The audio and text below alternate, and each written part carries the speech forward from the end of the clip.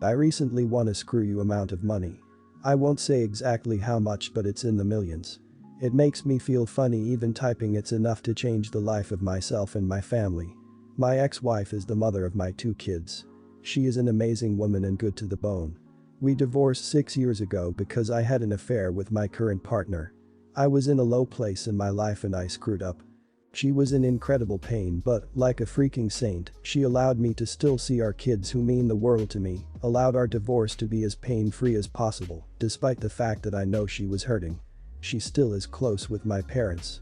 She is respectful to me, although she refuses to talk to my girlfriend. She was actually the first person I phoned after my mom and pops after I found out I won the lottery. She was pleased for me, joked that I could take the kids on a world round trip, and that was that. Nothing else. As soon as I won, I knew I wanted to give her a significant amount. I still love her. She's the mother of my babies and I feel like this is some small tiny way I can show her that I'm not a complete screw-up. She deserves to know that I care despite my mistakes. She also works a crappy job in the public library which pays her peanuts. She would actually be able to pursue her hobbies this way.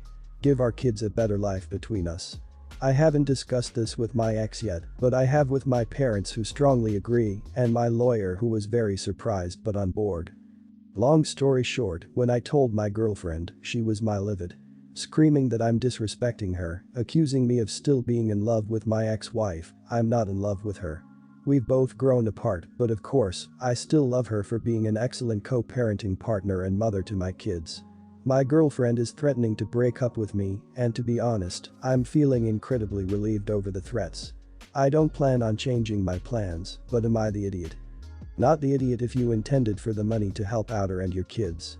If you only intended to give it to her because you love your ex-wife, then you're a bit of an idiot. Everyone's the idiot here for making your current girlfriend a plan B. The way she reacted was a little over the top, but to be expected since you are giving money to another woman that you used to be married to. Otherwise, you do have kids to provide for, and it's none of her business because you're not married and you don't share the money. Just a question, did she know you had a wife when you had an affair with her? Not the idiot. The fact that you called her first means you still hold her dear in your heart, and the maturity she showed after you destroyed her makes me understand why. Give her the money you were planning to give her double even. But your girlfriend is a witch if she can't understand that you have kids that deserve to partake of their father's wealth. Also, the fact you haven't married your girlfriend after 6 years together shows how you feel about her. Break up with her and enjoy your money with your real family. Not the idiot. I raised an eyebrow when you said you still love your ex-wife, but your explanation of your feelings made complete sense to me. Clearly, it's not anything romantic. Is it so strange that you want to give money to the mother of your children, who, from the sound of it, is taking care of them most of the time? I think your girlfriend is being irrational and entitled, especially considering that it's your money, not yours and hers. You can do whatever you want with it. Your ex-wife sounds like a saint for how well she dealt with the fallout of your marriage. She deserves the money. I hate doing laundry, so I drop my laundry at a Fluff and Fold. I normally go to this laundromat that charges $1.10 per pound, and they do a good job. But I wanted to try out this place across the street that has a big sign saying they do laundry at $1.50 per pound. I went in and asked how much it was to do Fluff and Fold, and they said $2.35, which is a huge ripoff. That's like charging $7 for a gallon of gas. I asked them about the sign saying it's $1.50 and the woman said she'll charge me at that price. I asked for a quote and she said they weigh your laundry after they have been washed, which was strange because they usually do it before. I figured that was fine because a lot of my clothes were wet gym clothes. I went to pick up my laundry a couple of days later and they charged me $2.35 per pound, so my laundry bill is $15 more. I told them to read the receipt where the woman clearly wrote $1.50 per pound, and they said she was wrong, it's $2.35 per pound. I pointed out to the damn sign saying $1.50 and they said that was wrong. I told them that if I had to pay the extra money, so be it. They tried giving me credit for my next visit, which made me laugh because I had no intention of going back.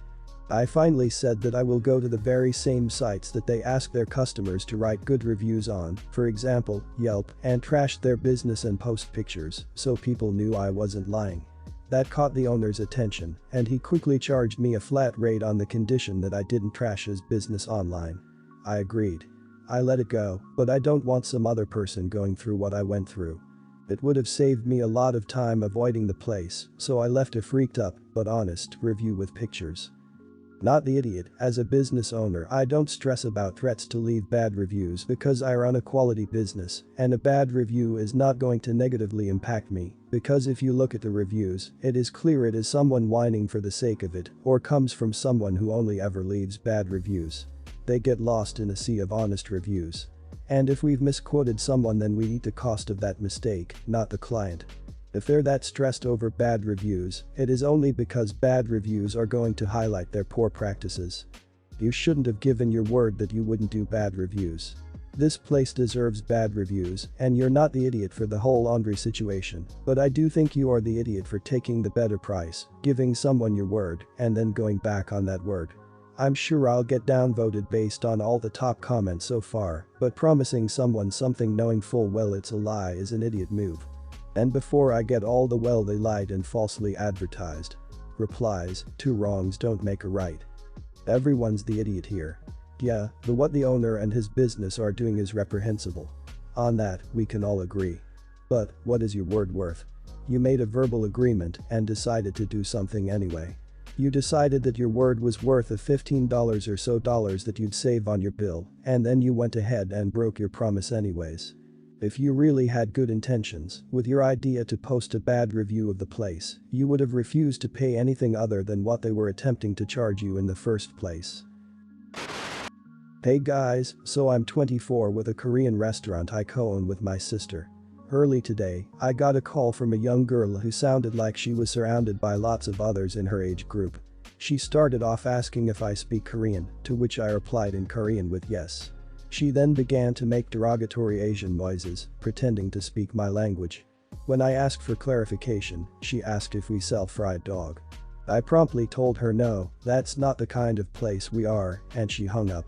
We got another call about half an hour later from a different girl with the same background noises. This time, she made a to-go order. I thought it might have been a prank, but decided against it and took the order. An hour went by, and the food wasn't picked up, so I called the number back, to which she said that she wanted to cancel the order, and hung up. That was the last straw, so I decided to call back the first prank number, since I had a name and number from my caller ID. The dial tone went about 3 times before the call went to voicemail. I tried again, but it was voicemail even quicker this time. That was when I knew that it was a prank, and it was time to teach her a lesson. I called 10 times, all voicemail, to seem threatening, then on the last attempt, left the most realistic details of a fake police report that I pretended to file. I've never filed a police report, so I don't even know how it goes. It went something like this. This call is regarding the obstruction of business that occurred at address and name of the business at 3:30 p.m. on April 11th. A police report has been filed under report number, against phone number and name of person. This is a notice that further investigation will be prompted within the next week, with the recorded evidence provided by the business. Not word for word, but something similar to that. About 2 hours later, I get a call back from the same number. This time it is a woman, asking about what the voicemail was about. Turns out, the name on the caller ID is her mom, and this is a middle school girl pranking us on a school bus. I explained what she said to the mother, who apologized profusely. She claimed that her child was sobbing when she got home, and when asked about what the issue was, showed her my voicemail. I told her that it was a bluff to get a response to explain how upset we were about the situation. She said that she'll contact other mothers of the girls on the bus and that the situation will be handled. I thanked her for the callback and went on with work. Kind of feel bad now, thinking I got this girl into a lot of trouble and made her cry. Am I the idiot? Not the idiot. As a kid I made one prank phone call to emergency services. Meaning that I called and hung up. I don't know what my logic was. Some person of authority, can't remember exactly, called back and told me how serious the situation was and how they might have to send some police officers to my house to clear things up. Eventually, I had to hand the phone over to my mom. I now realize that it wasn't as serious as that person made it sound, as I was a kid. I was scared into never doing it again, though. Not the idiot. It was obligatory that they ended up in tears. But you taught them an important lesson without being rude or nasty. Quite professional really. With some luck, the mother will say something like, "Now I talked to the man, and he agreed to not call the police," to play it up a little and show that it's serious. Regardless, it's basically guaranteed those girls won't be making any prank calls again. Hope a spare food found a hungry mouth. Not the idiot. You didn't actually call the police, so it's not like she has a criminal record now. Nothing happened to cause her long-term problems. You taught her a lesson that she clearly hadn't learned yet. Middle school is old enough to know that harassment isn't funny, and I hope these mothers really go in on them for that specifically, but for wasting the resources of your business by placing a fake order, I can understand her not understanding, like really internalizing, why that's screwed up. I'm turning 18 on April 1st, but I'm having my party on March 30th. I planned my birthday party 3 weeks ago, so lots of people had time to work their schedules around it. I planned a nice dinner and invited my entire family, and everyone said they would come. Then suddenly, a week before my birthday, my aunt and my uncle planned their kids' party on the exact same day as mine, despite their kids' birthday being on the 23rd of March. All but 3 of my family members have cancelled coming to my party to go to my little cousin's. Everyone is saying I should just go to my cousin's party and basically share a birthday party with her. No offense to this baby, but I wasn't really wanting to share my 18th with a 1-year-old. Yesterday my mom messaged the family group chat, saying that she was upset for everyone, assuming I should share a birthday party with my cousin. My aunt's family told my mom and I that we were being ignorant and childish. They also told me to go cry somewhere else. I then defended my mom and myself by saying that I was only upset that everyone cancelled on me and that I'd still come to their party. I also told them not to insult my mom for defending me.